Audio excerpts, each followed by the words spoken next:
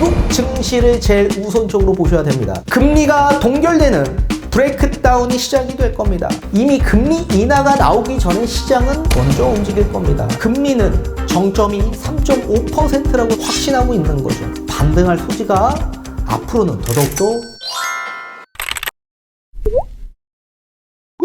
네, 안녕하세요. 반갑습니다. 이경민의 부동산 하이킥의 이경민입니다. 자, 올해 처음으로 열렸던 FOMC 회의에서 미국 연준의 기준금리가 25bp 인상되어 4.75%가 되었습니다. 이날 회의에서 제롬 파월 의장은 빠르면 3월 아니면 5월 이내로 여러 데이터들의 결과에 따라 기준금리 인상을 중지할 수 있다라고 발언을 했고요. 또 10여 차례나 수없이 디스인플레이션이 시작됐다라고 언급을 했습니다. 이제 인플레이션이 억제되고 물가 상승이 사실상 둔화됐다라고 인정을 한 셈입니다. 그동안 매파적인 발언에서 비둘기파적 발언이 나오면서 시장이 환호했고 또 미국 증시가 상승을 하면서 회복세에 접어들 것으로 보여주고 있습니다. 자, 그렇다면 지금까지 떨어져 있던 기대 심리들이 앞으로 개선될 소지가 매우 높을 것으로 보여집니다. 제가 예전 강의 영상에서 계속 강조하다시피 미국 증시를 제일 우선적으로 보셔야 됩니다. 미국 증시가 회복돼야지만 세계 증시가 회복되고 부동산 시장도 회복되기 때문에 그렇습니다. 자, 따라서 뒤에 판소를 통해 여러분들이 좀 더 알기 쉽게끔 앞으로 미국 증시가 어떻게 회복될 수 있을지 풀어드리도록 하겠고, 부동산 시장과 어떤 관계가 연관이 될 수 있을지 또 자세히 설명을 도와드리도록 하겠습니다. 또한 여러 자료들을 보면서 다시 한번 설명을 덧붙여 드리도록 하겠습니다. 자, 미국의 연준이 물가 상승률 둔화를 공식적으로 인정을 했습니다. 이르면 3월 미국이 마지막 금리 인상을 단행할 것이라는 전망이 나오고 있습니다. 한국 시장에선 현재 기준금리 3.5%가 최종 금리일 것이라는 확신이 번지고 있는 상황입니다. 자, 앞전에 설명드린 것과 같이 기준금리를 25bp 인상되어 4.75%가 되었습니다. 자, 그럼에도 파월 의장은 이번 인상이 끝은 아니라고 했습니다. 이날 기자간담회에서 두어 차례 추가 인상이 필요할 거다라고 얘기했고, 경제가 예상대로 진행된다면 올해 금리 인하는 없을 것이라고 밝혔습니다. 자, 지금 미국 경제 시스템을 봤을 때 가장 중요한 고용률과 실업률에 있어서 실업률이 3.5% 수준을 유지하고 있습니다. 굉장히 안정적인 실업률이 나오고 있고 고용률은 계속적으로 높아지고 있는 상황이기 때문에 경기가 급격하게 하락하는 이렇게 진행되는 상황은 없을 것 같은데, 만약에 그런 상황이 아니고서는 그 기준금리 인하는 없을 거다라는 발언이 나오게 된 겁니다. 자, 역대급 고금리를 장기간 유지하겠다라는 선언에도 시장은 환호했습니다. 그 이유는 첫 번째, 연준이 처음 물가 둔화를 공식적으로 인정했다라는 사실에 주목했기 때문에 그렇습니다. 자, 앞전에 설명드린 것과 같이 그동안 매파적인 발언들이 굉장히 많이 쏟아져 나왔는데 이번 회의에서는 비둘기파적 발언들이 계속적으로 나왔기 때문에 그렇습니다. 또 연준이 시장의 낙관을 허용한 것 또한 피벗이 머지 않았다라는 신호로 봤기 때문에 그렇습니다. 이제 긴축 정책에서 전환하는 그런 피벗 상황이 나올 거다라고 기대 심리가 높아지고 있다라고 보시면 좋을 것 같습니다. 또 세 번째, 시장의 결론은 1, 2회 더 0.25%포인트씩 올린 뒤 금리 인상이 종료다라는 인식이 짙어지고 있고, 정책 결정문에서 향후 인상 속도를 향후 인상 정도로 바꾼 것으로 파월 의장이 두어 번 더 인상할 것이라고 밝힌 것을 종합한 뜻에서 여러 가지 심리적 개선들이 지금 살아나고 있다라고 보시면 좋을 것 같습니다. 자, 왜 그런지 일단 자료를 하나하나 살펴보면서 뒤에 판소를 통해 알려드리도록 하겠습니다. 자, 우선적으로 미국의 물가 상승률 추이를 한번 먼저 살펴보도록 하겠습니다. 2022년 2월 달부터 12월 달까지의 물가 상승률인데 거의 최고치 9.1%까지 상승한 걸 보실 수가 있습니다. 물가 상승을 억제하기 위해서 금리 인상이 필수적으로 나올 수밖에 없었기 때문에 급격한 금리 인상이 나왔던 거고, 이제 9.1%에서 6.5%까지 굉장히 많은 큰 폭으로 물가 상승률이 감소하고 있다라고 보시면 좋을 것 같습니다. 자, 이번에는 미국 30년 모기지 고정금리 추이를 한번 볼 텐데, 미국 주택시장의 대출은 이 30년 모기지 금리에 따라서 금리가 책정이 됩니다.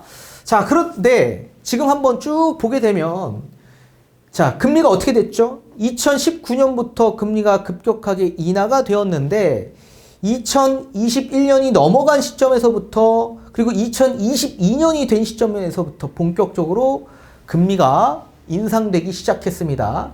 자, 최고점의 금리는 약 7% 정도까지 이 모기지 금리가 올라갔었는데, 지금은 현재 2023년 2월 기준에서 6%까지, 따라서 약 1%포인트가 낮아진 상황입니다.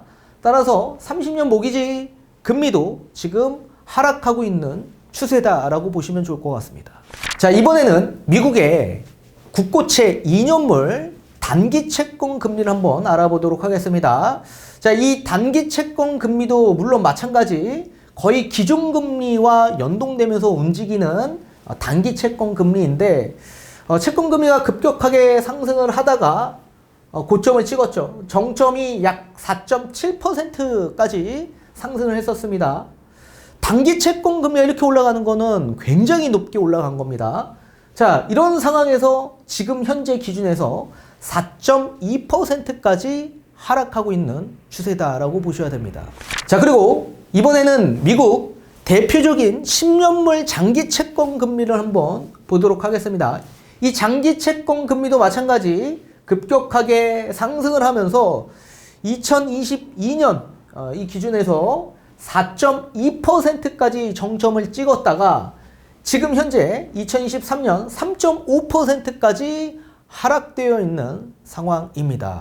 자, 이번에는 미국의 장단기 채권 금리 추이를 한번 알아보도록 하겠는데, 앞전에 보신 것과 같이 2년물과 10년물의 차이를 뜻하는 겁니다.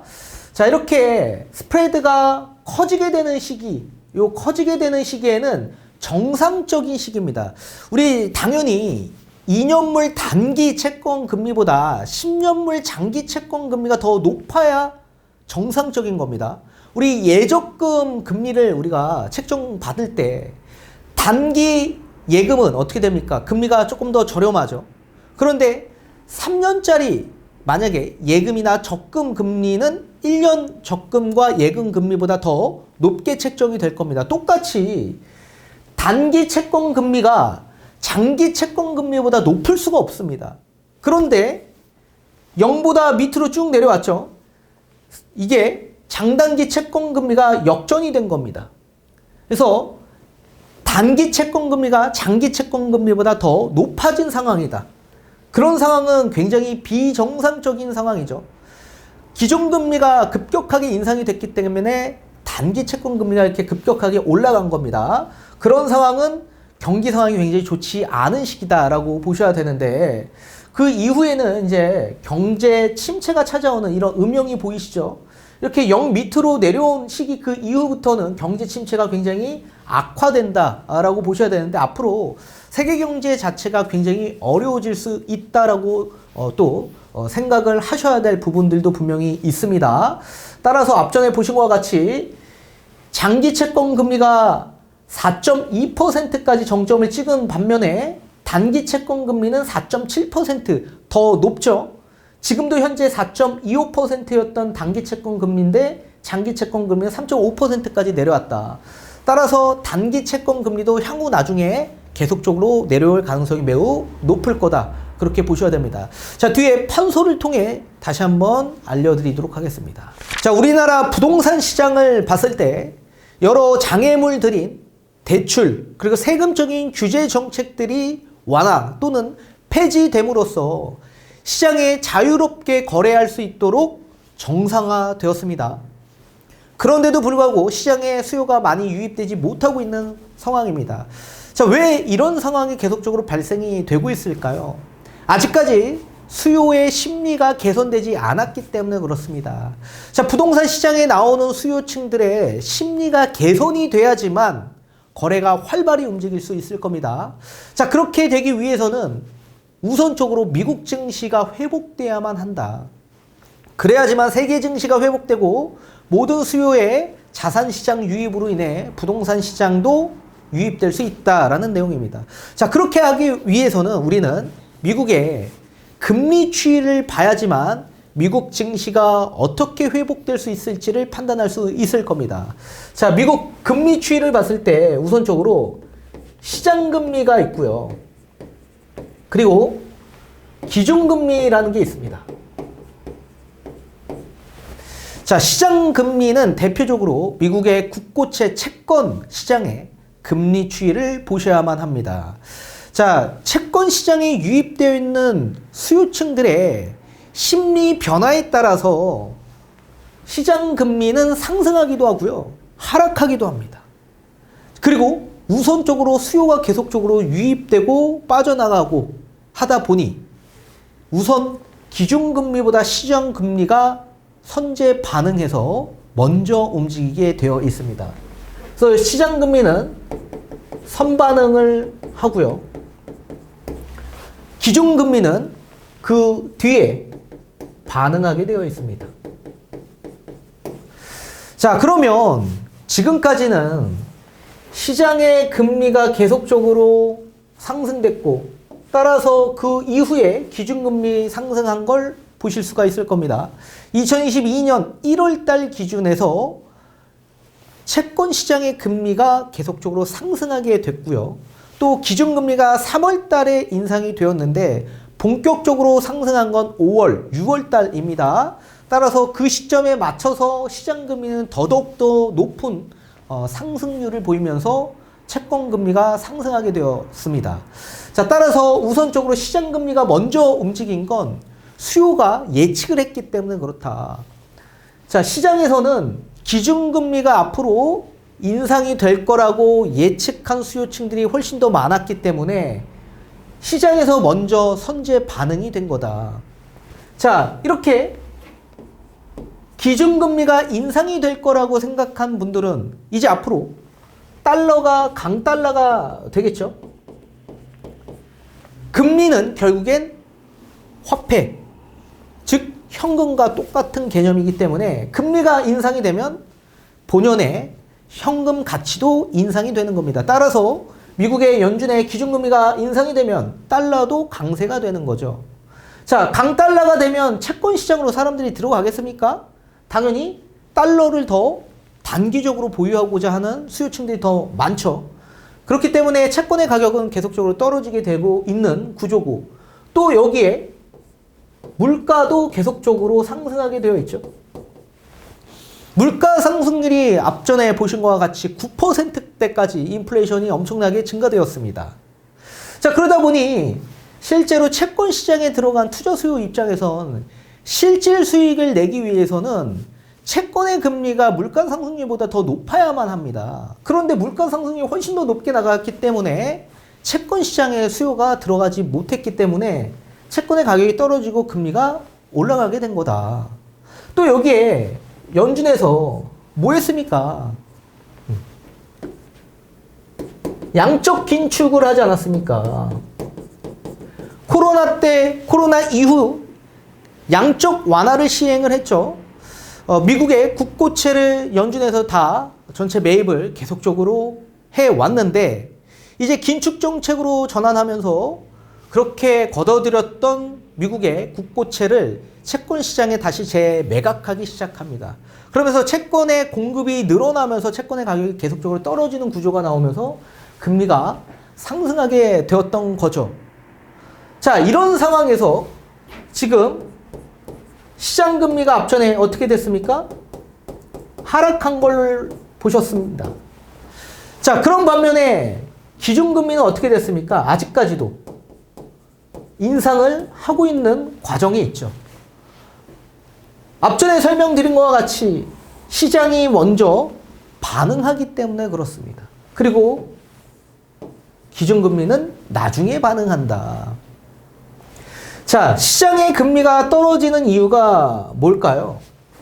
지금 물가가 떨어지고 있기 때문에 그렇다.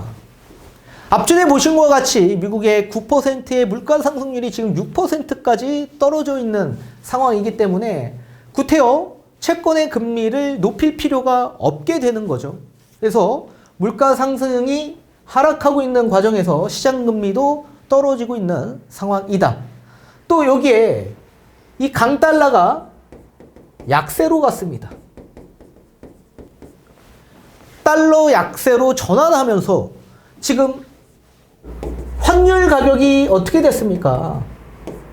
엄청나게 떨어지지 않았습니까? 1,600원대까지 올라갔던 환율이 엄청나게 떨어졌다. 자, 따라서 달러 강세가 약세로 전환하면서 기준금리 인상의 여파가 더디게 된 거죠. 그리고 채권의 금리는 떨어질 수밖에 없는 상황에 놓였다라고 보셔야 됩니다. 그리고 나서 이제 기준금리 앞전에 설명드린 것과 같이 디스인플레이션 언급이 나왔죠. 자, 디스인플레이션은 뭡니까? 물가 상승이 둔화됐다. 인플레이션이 억제됐다라는 얘기입니다. 그걸 사실상 파월 의장이 인정을 했기 때문에 이제 앞으로 긴축 정책에 있어 전환점이 될 수 있는 피벗 가능성에 놓여 있기 때문에 심리적 부분이 개선이 크게 된 거죠. 그러면 시장은 어떻게 돼요? 먼저 움직인다, 먼저. 그리고 금리 인상의 정점에 도달하면 이제 멀지 않은 시기에 정점에 도달할 거고 금리가 동결되는 브레이크다운이 시작이 될 겁니다. 그게 미리 시장에서 반응돼서 먼저 움직일 수 있을 거다. 금리 인하는 이미 금리 인하가 나오기 전에 시장은 먼저 움직일 겁니다. 먼저. 따라서 제가 예전에도 말씀드렸다시피 금리 인하의 언급만 나온다라고 하더라도 시장은 반색하면서 엄청나게 크게 반등할 거다. 자, 그렇다면 우리나라의 기준금리 또한 마찬가지. 자, 한은의 기준금리는 어떻게 될까요? 지금 기존에는 내부 물가 상승 압력이 굉장히 높았죠. 이런 상황에서 강달러가 시작되었었습니다. 그러다 보니 외부 수입 물품도 엄청나게 비싸게 들어왔죠. 그래서 수입 물가가 엄청나게 높아졌다. 자, 이런 상황에서 지금 뭐가 됐죠? 무역 수지 적자를 보고 있습니다. 경기가 악화되고 있는 상황이다. 부동산 시장도 악화되고 건설사도 어려워지고 내수 경기가 굉장히 악화되고 있는 상황이죠. 그런데 지금 어떻게 됐습니까? 약달러로 전환이 되었다. 그러면 수입 물가가 안정적으로 전환될 소지가 매우 높아졌고 이미 전환이 됐고 또 내부 물가 상승률도 마찬가지로 우리나라도 6%대까지 올라갔던 게 지금 5%까지 떨어져 있는 상황입니다. 그런 상황에서 경기가 악화되고 있는 상황에 금리 인상이 나올 수 있을까요? 나오기 어렵다라고 보여집니다. 그래서 우리나라의 금리는 정점이 3.5%라고 사람들이 확신하고 있는 거죠. 미국 연준도 마찬가지 두어 번 정도 인상을 할 계획에 있기 때문에 그것도 평상시 인상된 자이언트 스텝 25bp 정도, 그러면 우리 최대치가 거의 시장에서 바라봤을 땐 약 50bp 정도 인상되는 수준이기 때문에 크게 미치는 영향은 없을 거다. 그리고 지금도 환율이 낮아져 있는 상황이기 때문에 환율이 급격하게 상승돼서 이 약달러가 다시 강달러로 되지 않는 한 제가 봤을 땐 금리는 동결될 가능성이 높다. 그렇게 보고 있는 겁니다. 자, 이런 상황이면 시장은 어떻게 될까요? 다시 계속 다른 방향으로 움직일 수밖에 없겠죠. 그래서 시장의 수요층들이 미 증시, 미국의 스탠스 여러 피복 가능성을 보고 또 그게 현실화된다면 우리나라도 마찬가지 크게 영향들이 많이 미칠 거라고 보여주고 있습니다. 따라서 상반기에는 미 증시가 회복 단계에 있는 상황으로 보여지고 있고 본격적인 랠리는 제가 봤을 때 하반기가 접어들면서 시작이 될 거고 우리나라도 마찬가지 부동산 시장도 그 이후에 수요 유입으로 인해서 또 심리 개선으로 인해서 또 여러 규제 정책 완화와 함께 맞물려서 반등할 소지가 앞으로는 더더욱더 높아질 수 있다라는 얘기입니다.